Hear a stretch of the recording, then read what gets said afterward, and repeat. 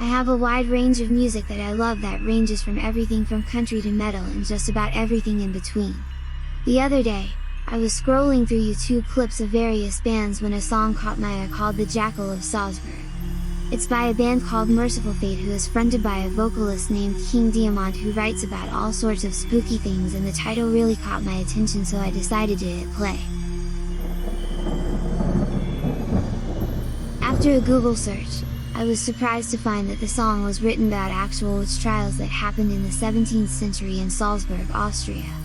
Salzburg was founded in the year 696 AD, where the Roman settlement of Lugudunum once was.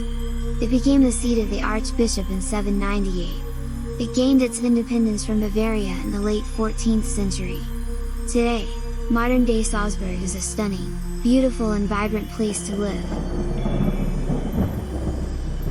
Not only do they have some of the most beautiful sights and scenery in the world, but they have a lot of fun events, including the annual Electric Love Music Festival that brings in people from around the world.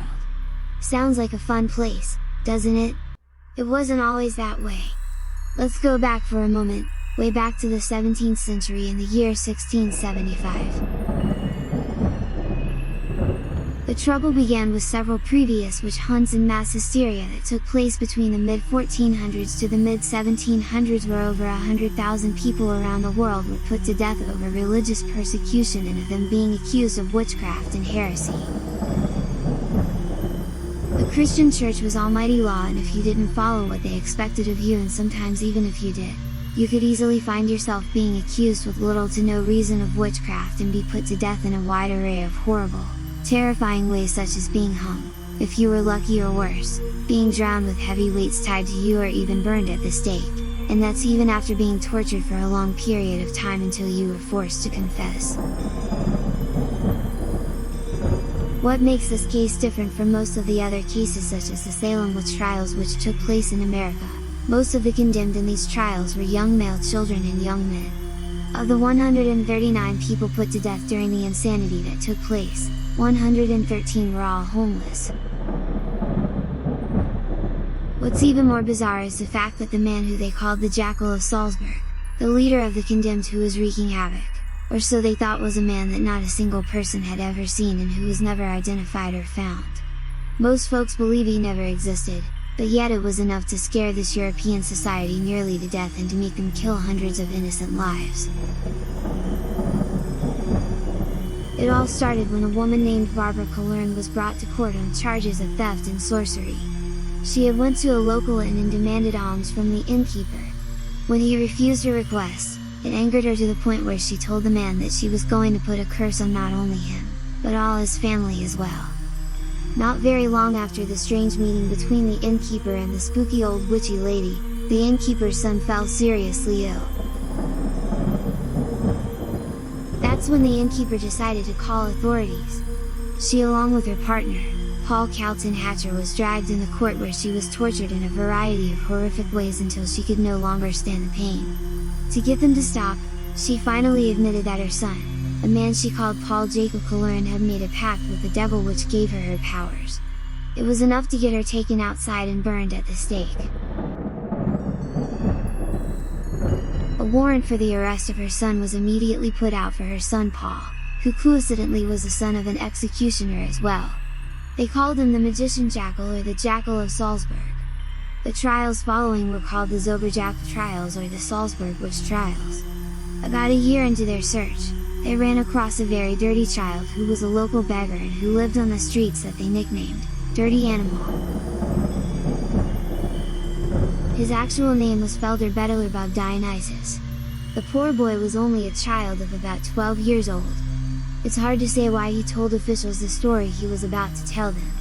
It could have been for attention, or it could have been because they tortured or scared him into telling them what they wanted to hear. Either way, the boy told them that he had been in touch with the jackal just weeks earlier and that he knew him. He also claimed the jackal was teaching all of the city's beggar children black magic and having them form pacts with the devil. Their goal was to hunt down this mysterious character and put him to death, but the more they heard about him, the more it terrified them. They started to immediately question any homeless person or vagrant they could find, which caused word to spread like wildfire. The more they questioned, the more bizarre the stories got of the supposed jackal's powers.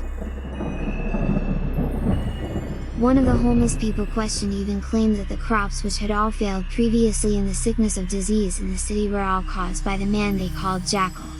In truth, the actual causes of the famine and sickness was probably both weather-related as well as disease brought on by rats and other vermin. The witnesses even claimed that the jackal could control the minds of animals and people alike, including rats, and often murdered anyone he could.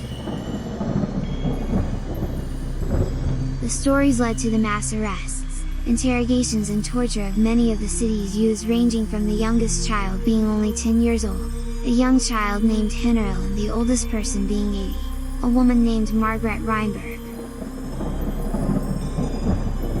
Many of them were tortured at length in ways we could never hope to imagine. They had their bodies burned with hot irons and brands, they were beaten, whipped, maimed in various ways with their hands and limbs cut off. They were also eventually hung, drowned, or even decapitated as well. The man they were doing all this over, they claimed, wasn't the horned ugly beast that church officials thought he would be. Witchcraft in all its forms was grossly misunderstood during those dark times. For the most part, people today are much more enlightened in understanding of witchcraft its various forms. Let's hope we never let dark history like this ever repeat itself again. Many of these poor souls were simply children. I can't even imagine how terrifying it was for all of the victims of these terrible trials, but especially the children. Well, I hope you liked today's story. I'll post a link to the actual song The Jackal of Salzburg, by Merciful Fate below. If you get a chance to see these guys in concert and you like spooky music, I highly recommend them. As always, you'd be helping us out so much by hitting the like button, or by checking out the social media links below, and especially by picking up a Graveyard Dance shirt or mug. Links for merch below. Till next week ya all!